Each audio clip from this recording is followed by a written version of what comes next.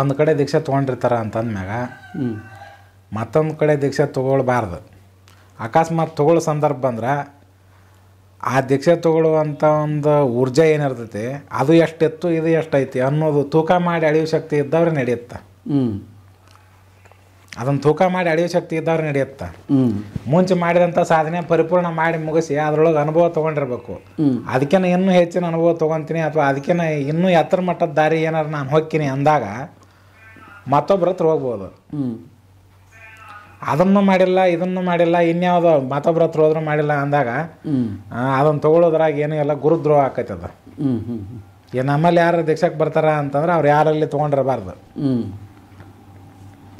ಮತ್ತು ನಮ್ಮ ಹತ್ರ ತೊಗೊಂಡ ನಂತರ ಇನ್ಯಾರಲ್ಲಿ ತೊಗೋಬಾರ್ದು. ಅದೇನಾಕೈತಿ ಅಂದ್ರೆ ಒಬ್ಬರು ಯಾವುದೋ ಗುರುಗಳು ಇರಲಿ ಅಂಥವ್ರೇ ಇರಲಿ ಅವ್ರ ಹತ್ರ ಮಂತ್ರ ದೀಕ್ಷೆನೋ ಅಥವಾ ಇನ್ಯಾವುದೋ ಮತ್ತೊಂದು ತೊಗೊಂಡಾರ ಅಂತಂದ್ರೆ ಇವ್ರು ಯೋಗ್ಯತೆ ನೋಡ್ಯಾಕೆ ಕೊಟ್ಟಿರ್ತಾರೆ. ಇಲ್ಲ ನಾ ಆ ಸಂಪ್ರದಾಯದ ದೀಕ್ಷೆ ತೊಗೊಂಡಿನಿ ಅಂದರೂ ಸಹಿತ ಕೆಲವು ವಿಶೇಷ ಸಂದರ್ಭದೊಳಗೆ, ಎಲ್ಲ ಸಂದರ್ಭನೂ ಅಲ್ಲ, ಕೆಲವು ವಿಶೇಷ ಸಂದರ್ಭದೊಳಗೆ ಮತ್ತೊಂದು ಸಂಪ್ರದಾಯದವರು ಅಥವಾ ಅದಕ್ಕಿಂತ ಮೇಲ್ಪಟ್ಟ ಒಂದು ಗುರುವರ್ಗದವ್ರ ಹತ್ರ ದೀಕ್ಷೆ ತೊಗೊಳ್ಳೋ ಪ್ರಸಂಗ ಬರ್ತೈತಿ. ಅದು ವಿಶೇಷ ಸಂದರ್ಭದೊಳಗೆ ಅಂತಂದ್ರೆ ಅದನ್ನು ಅರ್ಥ ಮಾಡ್ಕೋಬೇಕು. ಎಲ್ಲರೂ ಹಂಗೆ ಮಾಡೋಕ್ಕೆ ಬರೋಂಗಿಲ್ಲ. ಇವ್ರಿಗೆ ಆ ಧರ್ಮ ಸೂಕ್ಷ್ಮವನ್ನು ಸರಿಯಾಗಿ ಅರ್ಥ ಮಾಡಿ ಎಳೆದು ನೋಡುವಷ್ಟು ಬುದ್ಧಿಶಕ್ತಿ ಅಷ್ಟೊಂದು ಬಲ ಇದ್ದವನಿಗೆ ಮಾತ್ರ ಹಂಗತಿ ಅದನ್ನು ಬದಲಾವಣೆ ಮಾಡೋಕ್ಕೆ ಬರ್ತೈತಿ. ಅದ್ರದ್ದು ನಿರ್ಣಯ ಒಂದು ತಾಕತ್ತಿಲ್ಲ ಅಂದಾಗ ನಾವೇನೈತಿ ಅದನ್ನು ಬದಲಾವಣೆ ಮಾಡಬಾರ್ದು. ಏನು ಕೊಟ್ಟರೆ ಅದ್ರಾಗ ಹೋಗ್ಬೇಕು. ಗುರುನ ಯಾವಾಗ ಬಿಡಬೇಕು ಅಂತಂದ್ರೆ ನ್ಯಾಯಾನ್ಯಾಯದ ವಿವೇಚನೆ ಶಕ್ತಿ ಅವನು ಕಳ್ಕೊಂಡಾಗ, ಧರ್ಮದ ಜ್ಞಾನದಿಂದ ಅವನು ಬಿದ್ದು ಹೋದಾಗ, ಅಥವಾ ಅವನು ಪಥಭ್ರಷ್ಟ ಆದಾಗ, ಅಥವಾ ಅವನು ಹಾಳಾದಾಗ, ಅಥವಾ ದಾರಿ ತೋರ್ಸೋಕ್ಕಾಗದೇ ಇರುವಂಥ ಪರಿಸ್ಥಿತಿ ಬಂದಿರುತ್ತೆ ಕೆಲವೊಬ್ರು ಗುರುಗಳಿಗೆ. ಅಂಥ ಪ್ರಸಂಗ ಬಂದಾಗ ಬೇರೆ ಗುರು ಸಂಪ್ರದಾಯದವ್ರ ಹತ್ರ ನಾವು ಮಾರ್ಗದರ್ಶನಕ್ಕಾಗಿ ಹೋಗ್ಬೋದು. ಅದೇನು ತಪ್ಪಿಲ್ಲ. ಆದರೆ ಇವು ಯಾವ ಆಗೇ ಇಲ್ಲ ಅಂತಂದಾಗ ನಾವು ಮತ್ತೊಬ್ಬರ ಹತ್ರ ಹೋಗಿ ದೀಕ್ಷೆ ತೊಗೊಳ್ಳೋದು ಅದು ಏನಪ್ಪ ಅವ್ರ ಉಪಯೋಗ ಇಲ್ಲ, ತೊಗೋಬಾರ್ದಂಗೆ. ಹಂಗೆ ದೀಕ್ಷೆನ ಈ ಕೆಲವು ಮಂದಿ ಏನು ಮಾಡ್ತಾರೆ ಅಂದ್ರೆ ಅವ್ರ ಗುರುಗಳು ಇರ್ತಾರೆ ಒಬ್ಬರಿಗೆ, ಆ ಗುರುಗಳ ಹತ್ರ ತೊಗೊಂಡಿರ್ತಾರೆ. ಆ ಗುರುಗಳ ಹತ್ರ ತೊಗೊಂಡು ಇನ್ನೊಬ್ಬವನ್ನ ಕಾಣೋ ದೀಕ್ಷೆ ಕೊಡೋದ್ರೆ ಅಲ್ಲಿ ಹೋಗಿ ಅಲ್ಲಿ ತೊಗೊತಾರೆ. ಮತ್ತೊಬ್ಬ ಯಾವ ದೀಕ್ಷೆ ಕೊಡೋದನ್ನಪ್ಪ ಅಲ್ಲಿ ತೊಗೊತಾರೆ. ಇದೇನು ದೀಕ್ಷೆ ಅಂದ್ರೆ ಏನು, ಇದೇನು ಹುಡುಗರ ಆಟ ಅಲ್ಲ. ಅಂದ್ರೆ ಇದರ ಅರ್ಥ ಏನಂತಂದ್ರೆ ಅವರು ತಮ್ಮ ಮೊದಲಿನ ಗುರುಗಳ ಮೇಲೆ ನಂಬಿಕೆ ಇಲ್ಲ ಅಂತ ಅರ್ಥ ಆಗುತ್ತಾ. ನಂಬಿಕೆ ಇತ್ತಂದ್ರೆ ಇನ್ನೊಬ್ಬ ಗುರುವಿನ ಹತ್ರ ದೀಕ್ಷೆ ಕೇಳಲ್ಲ. ಅವರು ಸಲಹೆ ಸೂಚನೆ ಕೇಳ್ತಾರೆ. ಯಾಕಂದ್ರೆ ಅದನ್ನು ಕೇಳಬಾರ್ದು. ಯಾಕಂದ್ರೆ ಮೊದಲು ಗುರುಗಳು ಜೀವಂತದಾರ ಇಲ್ಲಿಗ ಇದ್ದಾರೆ. ನೀ ದೀಕ್ಷೆ ಎಲ್ಲಿ ತೊಗೊಂಡೆ ಅಲ್ಲೇ ಹೋಗಿ ಅವ್ರನ್ನ ಕೇಳು. ಆದ್ರೆ ಅವ್ರಲ್ಲಿ ದೀಕ್ಷೆ ತೊಗೊಂಡು ಅದರ ದಾರಿ ನಮ್ಮ ಹತ್ರ ಬಂದು ಕೇಳುವಂಗಿಲ್ಲ. ಇಲ್ಲಿ ನಾವು ಯಾರಿಗೆ ಕೊಟ್ಟಿರ್ತೀವಿ ಅವ್ರು ಬಂದು ನಮ್ಮನ್ನು ಕೇಳಿ. ಈಗ ಒಬ್ಬರ ಹತ್ರ ದೀಕ್ಷೆ ತೊಗೊಂಡು ಮತ್ತೊಬ್ಬರ ಹತ್ರ ದೀಕ್ಷೆ ತೊಗೊಳ್ಳುವಂಥವ್ರ ಪರಿಸ್ಥಿತಿ ಏನಾಕೈತೆ ಅಂದ್ರೆ ಇತ್ತಾಗೂ ಅವ್ನು ದ್ರೋಹಿ ಹಾಕನ, ಗುರುದ್ರೋಹಿ ಹಾಕನ, ಅತ್ತಾಗೂ ಗುರುದ್ರೋಹಿ ಹಾಕನ. ಇವ್ರಿಗೆ ಸೀದಾ ನರಕನ ಗತಿ. ಇದೇನು ಮತ್ತೊಂದು ಗುರುವಿನ ಹತ್ರ ದೀಕ್ಷೆ ಹುಡ್ಕಾಕ್ ಹೊಂಟಾರ ಅಂದ್ರೆ ಮೊದಲಿನ ಗುರುವಿನ ಮ್ಯಾಗ ನಂಬಿಕೆ ಇಲ್ಲ. ಅವ್ರ ಮ್ಯಾಗ ನಂಬಿಕೆ ಇದ್ರೆ ಮತ್ತೊಬ್ಬರನ್ನ ಹುಡುಕ್ತಾರೆ ಇವರು. ಹೌದಾ? ಮತ್ತು ಹಿಂಗಿದ್ದು ಏನಂದ್ರೆ ಒಂದು ಮಾತು ಹೇಳ್ತಾರೆ ನೋಡು, ಒಂದು ವಚನದೊಳಗೆ ಬರುತ್ತಲ್ಲ, ಏನದ ಮಾತು ನೆನಪಾಗಿಲ್ಲ. ಕೊಟ್ಟು ಕುದುರೆ ಏರಾಕ ಬರ್ದಾವ, ಮತ್ತೊಂದು ಕುದುರೆ ಏರಾಕ ಹೊಂಟನಂತ ತಡಿ ಹಿಡ್ಕೊಂಡು ತಡಿ ಹಾಗಲಿ ಹಾಕೊಳ್ಳೋದು. ಮತ್ತೆ ಇದು ಕುದುರೆ ಸರಿಯಲ್ಲ, ಇನ್ನೊಂದು ಕುದುರೆ ನೋಡೋಣ ಅಂತೇಳಿ ತಡಿ ಹಿಡ್ಕೊಂಡು ಅಡ್ಡಾಡ್ತಿರ್ತಾರಲ್ಲ, ಹಂಗಾಗತ್ತದ. ಇವರೆಲ್ಲ ಏನಪ್ಪ ಕುದುರೆ ಸವಾರ ಅಂತೂ ಅಲ್ಲ. ಅಲ್ಲಿ ಇವರು ಏನು ಸೂರ್ತನ ತೋರಿಸೋದು ಇಲ್ಲಿಂದ ಬಂತು. ಅದಕ್ಕೆ ಇವರು ಯಾರ್ಯಾರು ದೀಕ್ಷೆ ಕೊಡ್ತಾರೆ ಹಾಗೆ ಅವ್ರ ಹತ್ರ ತೊಗೊಂತಾನ ಹೋಗೋದು ಇವ್ರು. ಅಷ್ಟ ಹೊರತು ಇವ್ರು ಯಾರಿಗೂ ನಿಯತ್ತಾಗಿರೋದಿಲ್ಲ. ಅದೇನಂತಾರೆ ಕುಣ್ಯಾಕ್ ಬಲಾರ ನೆಲ ಸೊಟ್ಟ ಐತೆ ಅಂತಂಗೆ ಆಗುತ್ತಿದ. ಅದರ ಸಲುವಾಗಿ ಹಂಗೈತೆ ಒಂದು ಗುರುನ್ ಮಾಡ್ಕೊಂಡ್ಮ್ಯಾಗ ಮತ್ತೊಬ್ಬ ಗುರುನ್ ಮಾಡ್ಕೋಬಾರ್ದು. ಅಕಸ್ಮಾತ್ ಮಾಡ್ಕೊಳ್ಳೋ ಸಂದರ್ಭ ಬಂದ್ರೆ ಈಗ ಮುಂಚೆ ಹೇಳಿದ್ನಲ್ಲ, ಹಂಗೇನಾರು ಇದ್ರೆ ಮಾಡ್ಕೋಬಹುದು. ಹಂಗಿದ್ರೆ ಮಾಡ್ಬೋದು. ಹಂಗೇನೂ ಇಲ್ಲ, ಅವ್ರು ಸರಿಯಾಗಿ ಅದಾರ ಕರೆಕ್ಟಾಗಿ ಹೋಗ್ಯಾರ, ಅದು ಮಾಡಬಾರ್ದು, ತಪ್ಪಾಗುತ್ತೆ. ಇದೇ ಟೈಪನ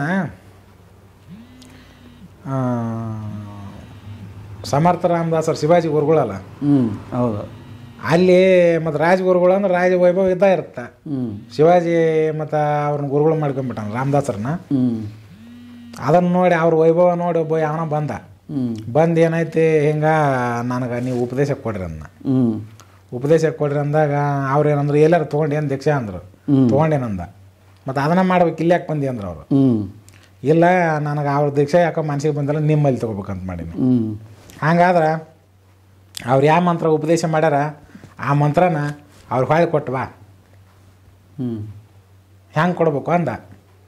ಮಂತ್ರನ ಏನಪ್ಪ ಅನ್ಕೊಂತ ಬಂದಿ ಇಲ್ಲಿ ತನಕ ಕಿವ್ಯಾಗ ಮಂತ್ರ ಹೇಳ್ಯಾರ ಅದನ್ನ ಅನ್ಕೊಂತ ಬಂದು ನಿನಗೇನೋ ಆಗೈತೋ ಆಗಿಲ್ಲ ಗೊತ್ತಿಲ್ಲ. ಆ ಮಂತ್ರ ಅಂದಿಯಲ್ಲ ಯಾವ ಬಾಯಲ್ಲಿ ಅಂದಿ ಆ ಬಾಯ ನೀರು ಹಾಕ್ಕೊಂಡು ಎಲ್ಲರ ಉಗುಳಿ ಅದನ್ನು ದೀಕ್ಷೆ ಹಾಳು ಕೊಟ್ಟಂಗೆ ಆಗತ್ತಾ. ಆಮ್ಯಾಗ ಬಾಯಲ್ಲಿ ಇಲ್ಲಿ ಇವ ಏನು ಮಾಡಿದ ಆ ಗುರುಗಳ ಹತ್ರ ಹೋಗಿ ಹೇಳ್ದೆ ನಿಮ್ಮ ದೀಕ್ಷೆ ನನ್ನ ಬೇಡ, ನಾನು ಸಮರ್ಥ ರಾಮದಾಸರ ಹತ್ರ ತೊಗೊತೀನಿ. ಅವ್ರು ಏನಂದ್ರೆ ಆತಪ್ಪ ನಂದಂತೂ ಮಾಡ್ದಲ್ಲ ಕಡೆಗೆ ಅವ್ರದಾರ ಮಾಡಂದ್ರೆ ಅವರು ಅಂತಂದಿಂದ ಹಿಂದಗಡೆ ಅವ್ರು ಅದನ್ನ ಹೇಳಿ ಬಂದು ಒಂದು ಬಾಯಾಗ ನೀರು ಹಾಕ್ಕೊಂಡು ಒಂದು ಕಲ್ ಮ್ಯಾಗ ಉಗುಳಿದ. ಅವ ಯಾವ ಮಂತ್ರ ಜಪ ಮಾಡ್ತಿದ್ದ ಆ ಮಂತ್ರದ ಅಕ್ಷರ ಆ ಕಲ್ ಮ್ಯಾಗ ಮುಡಿದ್ವ ಇಲ್ಲಿ ಮುಡಿದವು. ಆಮ್ಯಾಗ ಇಲ್ಲಿ ಬಂದ ಮೇಲೆ ನನಗೆ ದೀಕ್ಷೆ ಕೊಡ್ರಿ ಅಂದ. ನಿಮ್ಮ ಗುರುಗಳಿಗೆ ದೀಕ್ಷೆ ಕೊಟ್ಟೆ ಅಂದ್ರೆ ನಾವು ಕೊಟ್ಟೆ ಅಂದ. ಹೆಂಗೆ ಕೊಟ್ಟೆ ಹಿಂಗೆ ಏನಾತಲ್ಲ ಅಂದಾಗ ನಾನು ಇದನ್ನೆಲ್ಲ ಮಾಡಿದೆ. ಲಾಸ್ಟ್ಗೆ ಆ ನೀರು ನೀವು ಹೇಳ್ದಂಗೆ ಇದನ್ನು ಮಾಡಿ ಉಗುಳ್ದಾಗ ಕಲ್ ಮ್ಯಾಗ ಅಕ್ಷರ ಮುಡಿದ್ವು. ಕಲ್ ಮ್ಯಾಗ ಅಕ್ಷರ ಮುಡಿದ್ವಲ್ಲ ಮುಡ್ಯವು ಅಲ್ಲ ಅಂತ ಜಡ ಇರುವಂಥ ಕಲ್ಲಿನ ಮ್ಯಾಗ ಆ ಮಂತ್ರದ ಅಕ್ಷರ ಮುಡ್ಯವು. ಮತ್ತು ಜೀವಂತ ಇರುವಂಥ ಒಂದು ಚೈತನ್ಯ ತುಂಬಿಕೊಂಡಿರುವಂಥ ನಿನ್ನ ಮೇಲೆ ಅದರ ಪ್ರಭಾವ ಆಗಲಿಲ್ಲ ಅಂತ ಹೇಳ್ತಿ. ಆ ಕಲ್ಲಿನ ಮೇಲೆ ಪ್ರಭಾವ ಆತ, ನಿನ್ನ ಮ್ಯಾಗ ಪ್ರಭಾವ ಆಗಲಿಲ್ಲ. ಅದು ಆಗಲಿಲ್ಲ ಅಂದಮ್ಯಾಗ ಆ ಕಲ್ಲಿನಕಿನ್ನ ಕಡಿ ನೀನು ಇಲ್ಲ ಅಷ್ಟಿಗೆ ನೀನು ಏನಪ್ಪ ಅಂದ್ರೆ ನನ್ನ ಹತ್ರ ದೀಕ್ಷೆ ತೊಗೊಳಕ್ಕೂ ಯೋಗ್ಯ ಅಲ್ಲ. ಅದ್ರ ಸಲುವಾಗಿ ನೀ ಏನು ಮಾಡ್ಬೇಕು, ನಮ್ಮಲ್ಲಿ ನಿಲ್ಲನು ಬೇಡ, ನಾವು ದೀಕ್ಷೆನೂ ಕೊಡಂಗಿಲ್ಲ ಅಂಥೇಳಿ ಬೇರೆ ಕಳಿಸ್ಬಿಟ್ರ. ಅದು ಹಿಂಗಿರ್ತದ. ಅದ್ರ ಸಲುವಾಗಿ ಇರ್ಲಿ ಬಿಡಿ, ಅದು ಮುಂದುವರ್ಸಂಗೆ ದೀಕ್ಷಾಕ್ಕೆ ಸಂಬಂಧಪಟ್ಟಂಥ ವಿಚಾರ ಇವೆಲ್ಲ ಹಿಂಗೆ ಬರ್ತಾವೆ. ಅದಕ್ಕೆ ಒಬ್ಬ ಗುರುಗಳ ಹತ್ರ ದೀಕ್ಷೆ ತೊಗೊಂಡ ಮೇಲೆ ಮತ್ತೊಬ್ಬ ಗುರುಗಳ ಹತ್ರ ಹೋಗದೆ ಇರೋದು ಒಳ್ಳೆಯದು. ದೀಕ್ಷಾ ಅನ್ನುವಂಥದ್ದನ್ನು ಎಲ್ಲಿ ತೊಗೋಬೇಕು ಅಂತಂದ್ರೆ ಸಂದರ್ಭ ಐತಿದೆ. ಗುರುಗಳು ಏನಪ್ಪ ಅಂದ್ರೆ ಅದ್ರೊಳಗೆ ಗುರುಗಳೊಳಗೆ ಪ್ರಕಾರ ಬರ್ತಾವೆ. ವಿದ್ಯಾ ಗುರು ಬೇರೆ, ಸಿದ್ಧಿ ಗುರು ಬೇರೆ, ಬುದ್ಧಿ ಗುರು ಬೇರೆ, ಮೋಕ್ಷ ಗುರು ಬೇರೆ, ದೀಕ್ಷಾ ಗುರು ಬೇರೆ. ಅದ್ರಾಗ ವಿಶೇಷ ಬರೋದು ಯಾವ್ದಂದ್ರೆ ದೀಕ್ಷಾ ಗುರು ಮತ್ತು ಮೋಕ್ಷ ಗುರು. ದೀಕ್ಷಾ ಗುರುಗಳು ಎಲ್ಲರಿಗೂ ಸಿಗ್ತಾರ, ಮೋಕ್ಷ ಗುರು ಎಲ್ಲರಿಗೂ ಸಿಗಂಗಿಲ್ಲ. ಈ ಕೆಲವ್ರು ಅಲ್ಲೇ ಇಲ್ಲೇ ತೊಗೊಂಡ್ರಲ್ಲ ಇವರೆಲ್ಲ, ಅವರೆಲ್ಲ ದೀಕ್ಷಾ ಗುರುಗಳು. ಮೋಕ್ಷ ಗುರುಗಳು ಅಲ್ಲ ಅವರು. ದೀಕ್ಷಾ ಗುರು ಬೇರೆ, ಮೋಕ್ಷ ಗುರು ಬೇರೆ. ಮೋಕ್ಷ ಗುರು ಅಂದ್ರೆ ಯಾರು, ಹೆಂಗಿರ್ತಾರೆ ಅವ್ರು? ಮೋಕ್ಷ ಗುರು ಅಂದ್ರೆ ಅವ್ನು ಮೋಕ್ಷಕ್ಕೆ ಕಳಿಸೋ ಶಕ್ತಿ ಇರುತ್ತೆ ಅವಾಗ, ಮೋಕ್ಷ ಮಾರ್ಗ ಸೀದಾ ಕೊಡ್ತಾನ. ದೀಕ್ಷಾ ಗುರು ಅಂದ್ರೆ ಅವ್ನ ಕಾಳಿಗೆ ಯಾವುದೋ ಒಂದು ಲಿಂಗ ಕಟ್ಟಿ ಒಂದು ಮಣಿ ಜಪ ಮಣಿ ಕೊಟ್ಟು ನಡಿ ಮಾಡಿದ ಅಂತ ಹೇಳ್ತಾನ. ಇದು ದೀಕ್ಷಾ ಗುರು, ಇದು ಮೋಕ್ಷ ಗುರು ಅಲ್ಲದು. ಅದು ಅಲ್ಲಿ ಹೆಂಗ ಅನ್ನೋದು ನಾ ಹೇಳ್ತೀನಿ, ನನಗೆ ಗೊತ್ತದು. ಅದ್ರಾಗ ವಿದ್ಯಾ ಗುರು ಬೇರೆ, ಬುದ್ಧಿ ಗುರು ಬೇರೆ, ಸಿದ್ಧಿ ಗುರು ಬೇರೆ. ಹಿಂಗೆ ಗುರು ಒಳಗೆ ಬರ್ತಾವು. ಈ ಗುರುಗಳೊಳಗೆ ಇನ್ನೂ ಪ್ರಕಾರ ಅದಾವ, ಕೆಲವು ಅನೇಕ ಪ್ರಕಾರ ಅದಾವ. ಅವನ್ನೆಲ್ಲವನ್ನ ತಾಳಕ್ಕೆ ಹೋಗಿ ಬರಲ್ಲ. ಈಗ ಸದ್ಯಕ್ಕೆ ಇಷ್ಟು ಸಾಕು. ಇಲ್ಲಿ ಏನಾಕೈತಿ ಅಂದ್ರೆ ನಮ್ಗೆ ವಿದ್ಯಾಗುರು ಅಂತನ್ನೋವಂಥವ್ರು ಯಾರು ಇರ್ತಾರಲ್ಲ ಅವರಲ್ಲಿ ನಾವು ವಿದ್ಯಾನ ಸಾವಿರ ವಿದ್ಯೆ ತೊಗೊಳ್ಳಿ, ಅದು ಮೋಕ್ಷ ವಿದ್ಯೆ ಅಲ್ಲವು. ಬೇರೆ ಬೇರೆ ಸೈಡ್ ಕೆಲವೊಂದು ವಿದ್ಯೆಗಳನ್ನು ಕೊಟ್ಟಿರ್ತಾರಲ್ಲ. ಹೀಗಾಗಿ ಅಂಥಲ್ಲಿ ಏನಾಯ್ತು, ವಿದ್ಯಾಗುರುಗಳನ್ನ ಬೇಕಾದ್ರೆ ಇನ್ನೂ 100 ಮಾಡ್ಕೊಳಕ್ಕೆ ನಡೆಯುತ್ತೆ. ಮೋಕ್ಷ ಗುರು ಒಬ್ಬನ ಆಗ್ಬೇಕು. ಸಿದ್ಧಿ ಕೊಡುವಂಥ ಗುರುಗಳು ಇರ್ತಾರೆ, ಅಂಥವ್ರು ಎಷ್ಟು ಮಂದಿ ಮಾಡ್ಕೊಂಡ್ರೆ ನಡೆಯುತ್ತೆ. ಅವ್ರನ್ನ ಸಹಿತ ನಾವು ಎಷ್ಟು ಮಂದಿ ಮಾಡ್ಕೊಂಡ್ರೂ ಸಮಸ್ಯೆ ಇಲ್ಲ. ಬುದ್ಧಿ ಗುರುಗಳು ಅಂತಂದ್ರೆ ಇವ್ರಿಗೆ ಆಧ್ಯಾತ್ಮಗಳು ಸರಿಯಾಗಿ ಮಾರ್ಗದರ್ಶನ ಮಾಡಿ ದಾರಿ ಹೇಳಿ ಬುದ್ಧಿ ಹೇಳಿರ್ತಾರೆ. ಅವ್ರು ಬುದ್ಧಿ ಗುರು ಅಂತ ಹಾಕಾರ.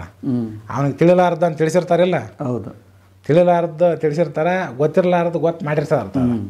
ಗೊತ್ತು ಮಾಡಿರ್ತಾರಿಲ್ಲ, ಗೊತ್ತು ಮಾಡಿರ್ತಾರೆ. ಅವರೆಲ್ಲ ಏನು ಹಾಕಾರ ಅಂತಂದ್ರೆ ಬುದ್ಧಿ ಗುರು ಅಂತ ಹಾಕಾರ. ಯಾರು ಮೋಕ್ಷ ಗುರು ಅಲ್ಲ, ಬುದ್ಧಿ ಗುರು ಅಂತ ಹಾಕಾರ. ಇವನು ಬುದ್ಧಿಗೆ ತಿಳುವಳಿಕೆ ಕೊಟ್ರು ಅವರು. ಒಂದು ಅಕ್ಷರ ಕಲಿಸ್ತೇವನು ಗುರು ಅಂತ ಶಾಸ್ತ್ರ ಹೇಳ್ತಾವು. ಮತ್ತು ಹಿಂಗಿದ್ದ ಮ್ಯಾಗ ಅದನ್ನ ಇಷ್ಟೆಲ್ಲ ತಿಳಿಸ್ಯಾನ ಅಂದ್ಮ್ಯಾಗ ಅವನು ಗುರು ಲೆಕ್ಕಕ್ಕೆ ಬರ್ತಾನೆ. ಆಮೇಲೆ ದೀಕ್ಷಾ ಗುರು, ಅವ್ರಿಗೆ ದೀಕ್ಷಾ ಕೊಟ್ಟಿರ್ತಾರೆ. ಅವ್ರು ಅಷ್ಟ ಮೋಕ್ಷದ ದಾರಿ ಹಿಂಗೈತೆ ಅಂತ ಹೇಳ್ತಾರೆ. ಮೋಕ್ಷದ ಪೂರ್ತಿ ದಾರಿ ಅವ್ರಿಗೆ ತೋರಿಸೋದಿಲ್ಲ. ಹಂಗೆ ಮೋಕ್ಷ ಗುರು ಅಂತನ್ನುವಂಥವ್ನು ಲಾಸ್ಟ್ ಕೊನೆಗೆ ಬರ್ತಾನೆ. ಮೋಕ್ಷ ಗುರು ಎಲ್ಲರಿಗೂ ಸಿಗಂಗಿಲ್ಲ. ಮೋಕ್ಷ ಗುರು ಹೆಂಗಿರ್ತಾನಪ್ಪ ಅಂತಂದ್ರೆ ಸಿದ್ಧಾರೂಢರು ಏನಾಗಿ ಹೋಗ್ಯಾರಲ್ಲ, ಸಿದ್ಧಾರೂಢರು ಮತ್ತು ನವಲಗುಂದ ನಾಗಲಿಂಗಪ್ಪನವರು ಇವ್ರೇನು ಆಗಿ ಹೋಗ್ಯಾರಲ್ಲ, ಆ ಸೇಮ್ ಸಿದ್ಧಿ ಗುರುಗಳು. ಇದು ಮೋಕ್ಷ ಗುರುಗಳು ಇರ್ತಾರೆ. ಸಿದ್ಧಿ ಗುರುಗಳು ಅದು ಬೇರೆ, ಮತ್ತು ಬೇರೆ ಬೇರೆ ಬರ್ತಾವೆ ಅದ್ರಾಗ. ಇಲ್ಲಿ